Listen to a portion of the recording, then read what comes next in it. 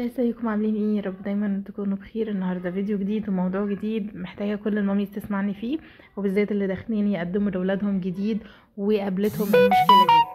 طبعا ناس كتير بتقولي في الكومنتس عندي التجريبي ومش التجريبي. انا رديت يا جماعه بفيديو مفسره فيه كل حاجه عن التجريبي ومتكلمه بالتفاصيل وقايله فيه كل حاجه بمعنى الكلمه، مميزات وعيوب وكل حاجة تمام، وحتى المصروفات كام وايه الميزة هنا وايه العيب هنا، وكل التفاصيل هتلاقيها في الفيديو بتاع ايه الفرق بين المدارس التجريبي والمدارس الحكومي والمدارس الخاصة، وكل المدارس منزلها الفرق بينهم تمام. فالفيديو موجود على القناة، تقدروا تدخلوا تسمعوه. هتفهموا الدنيا جدا قبل ما تاخدوا خطوة التقديم للولاد وكده يعني تمام. اما بالنسبة للسؤال المهم جدا جدا جدا واللي بيقابل ناس كتير، انا دخلت ابني على كي جي 2 على طول لغات تمام، معنى كده ان كي جي 1 ما خدهاش تمام كده. ولما دخلته كي جي 2 على طول خلاص خلصها، وعايزه بقى احول له السنه دي تجريبي على اساس ان انا مصروفات اللغات غاليه عليا وانا مش قادره اتحمل المصروفات دي كلها، فانا عايزه بقى احول له تجريبي. هل هيقبل تجريبي؟ لا طبعا مش هيقبل تجريبي. طب يقبل في حاله ايه يا مس؟ يقبل في حاله واحده، ان يكون معاكي شهاده كي جي 1 وكي جي 2 من المدرسه، ان هو حصل عليهم وان هو خد كي جي 1 وكي جي 2. الشهادتين بيبقوا من ضمن الاوراق المطلوبه في تقديم التجريبي. يعني مش كل مامي بقى تفكر نفسها ناصحه تقول لك ايه، ما انا ادخله كي جي 2 على طول تجريبي واخد الكي جي 2 واروح محوله له على برايم 1 على طول هناك. لا ما ينفعش. طب ايه الحل؟ الحل يا مامي ان حضرتك تجيبي شهاده بكي جي 1. طب اجيبها ازاي وانا ابني ما خدهاش اصلا؟ في مدارس كتير لغات بتقول يا جماعه، اي مدرس فيها شغال في الحسابات والكلام ده كله بتقول مثلا والله تيجي تتبرعي للمدرسه بتاعتنا بجزء من المصروفات تمام، وانا اديكي شهاده ان ابنك حضر عندنا كي جي 1 وهو فعلا ما حضرهاش. هما بيديها له كده كحاجه ايه، صوريه كشكل بس مش اكتر تمام. طب المصروفات دي بتكون غالية؟ لا ما بتكونش غالية. يعني مثلا بيبقى حوالي، في مدرسة مثلا بتاخد 2000 جنيه، في مدرسة بتاخد 4، في مدرسة بتاخد 5، في مدرسة بتاخد 3 وهكذا.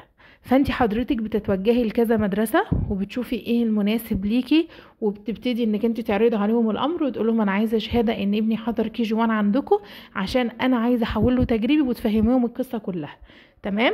فبتبتدي تعرض عليكي المديره او اللي مسؤول في الحسابات يقولك والله هتتبرعي لنا بمبلغ قد كده، وحضرتك بتشوفي بقى ميزانيتك وظروفك وبتقارني بين المدارس وبتختاري اقل حاجه وبتروحي تديهم التبرع ده، اللي هو اسمه تبرع يعني، وبتبتدي تاخدي منهم الشهاده ان ابن حضرتك حضر كي جي 1.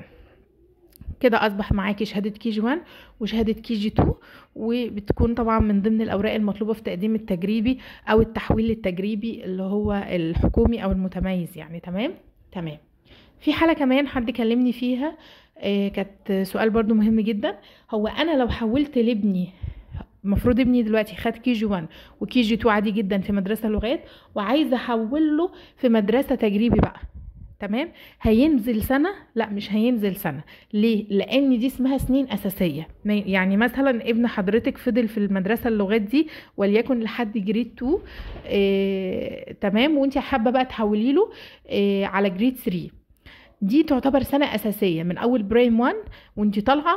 دي اسمها سنوات أساسية، ما ينفعش ان هو ينزل الطفل سنة، بيقبل عادي جدا وبيدخل على السنة الجديدة. يعني لو انت محولاه له بعد ما خلص جريد 2 يبقى هيدخل على جريد 3، لو انت محولاه له على وهو مخلص جريد 3 هيبتدي ان انت ايه، يدخل على جريد 4 وهكذا تمام. طب امتى ينزل سنة؟ ينزل سنة لما حضرتك بتحولي في سنوات مش أساسية. ايه هي السنوات اللي مش أساسية؟ اللي هي كي جي 1 وكي جي 2. لو ابن حضرتك داخل كي جي 2 وحضرتك راح تحولي له تجريبي حكومي وخد اللي هو وخد كي جي 1 مثلا في اللغات، بيبتدي ان هو ينزل سنة فينزل كي جي 1 تمام. لكن ما ينفعش ينزله سنه في السنوات الاساسيه. طب لو ابني خد كي جي 1 وكي جي 2 عايز يدخل على برايم وخلاص المفروض ان هو يدخل برايم 1 او جريد 1 يعني بمعنى اصح، يبقى حضرتك ابنك هيدخل جريد 1 عادي جدا، لان جريد 1 دي سنه اساسيه ما ينفعش ان هو ينزل الطفل عنها. لكن زي ما احنا قلنا بينزل في الطفل بينزل سنه في السنوات الغير اساسيه اللي هي سن الكي جي سواء 1 او 2 تمام. تمام. يبقى احنا كده اتكلمنا في نقطتين مهمين، النقطة الأولى إن ابني خد كي جي 2 بس في مدرسة لغات، وأنا عايزة أحوله لمدرسة تجريبي حكومي متميز أو أي تجريبي، ومعيش الشهادة بتاعت كي جي 1. حضرتك أنا اديتك الحل إن أنت تقدري تروحي تتصرفي وتجيبيه. طيب في حالة تالتة معايا بتقول إن مثلا لو الطفل ده ما خدش لا كي جي 1 ولا كي جي 2 وأنا عايزة أصلا أدخله، أعمل إيه؟ ما خدهمش لغات وخدهم في مدرسة خاصة عربي او في حضانة بره.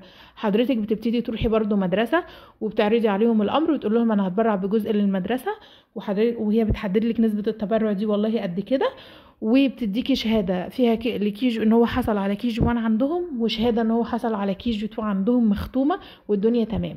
فحضرتك بتقدري في الوقت ده ان ابن حضرتك يدخل على طول على جريد 1 او برايم 1 تجريبي.